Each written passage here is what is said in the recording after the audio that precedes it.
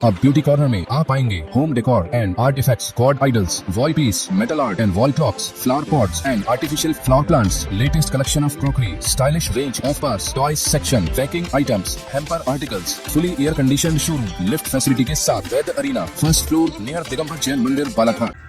लांजी आमगांव मार्ग पर ग्राम कारंजा में छोटी बाघ नदी पर बना उच्च स्तरीय पुल एक बार फिर चर्चा में है। केंद्र सरकार की वामपंथी उग्रवाद प्रभावित क्षेत्र विकास योजना यानी LWE योजना के तहत निर्मित इस पुल की अप्रोच सड़क में एक बार फिर दरारें उभर आई हैं। पिछले वर्ष भी इसी सड़क का एक हिस्सा धंस गया था और अब दूसरी ओर गहरी दरारें दिखाई देने लगी हैं। खास बात यह है कि पुल और सड़क के मिलान बिंदु पर भी धंसाव के कारण वाहन हिचकोले खाने को मजबूर है। नक्सल प्रभावित क्षेत्रों में आवागमन को बेहतर बनाने के उद्देश्य से ग्राम कारंजा में छोटी बाघ नदी पर उच्च स्तरीय पुल का निर्माण कराया गया था। इस महत्वपूर्ण निर्माण कार्य का दायित्व रायपुर की सुंदरानी कंस्ट्रक्शन कंपनी को सौंपा गया था।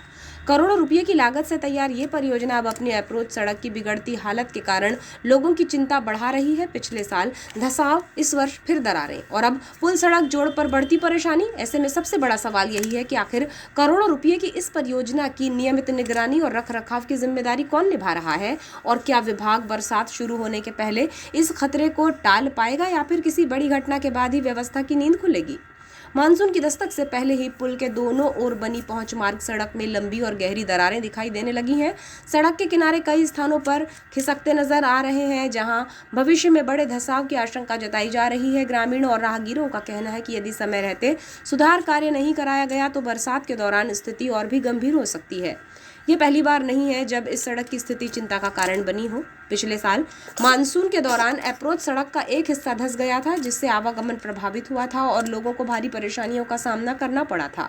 उस समय लोक निर्माण विभाग के हस्तक्षेप के बाद निर्माण एजेंसी ने मरम्मत का कार्य कराया था, लेकिन एक साल के अंदर ही सड़क के दूसरे हिस्से में फिर दरारें उभरना कई सवाल खड़े कर रहा है। मौके पर एक और गंभीर समस्या सामने आ रही है। पुल और सड़क जहां आपस में जुड़ते हैं वहां सड़क का स्तर नीचे बैठने लगा है। इसके कारण वाहन पुल पर चढ़ते और उतरते वक्त जोरदार झटके खा रहे हैं।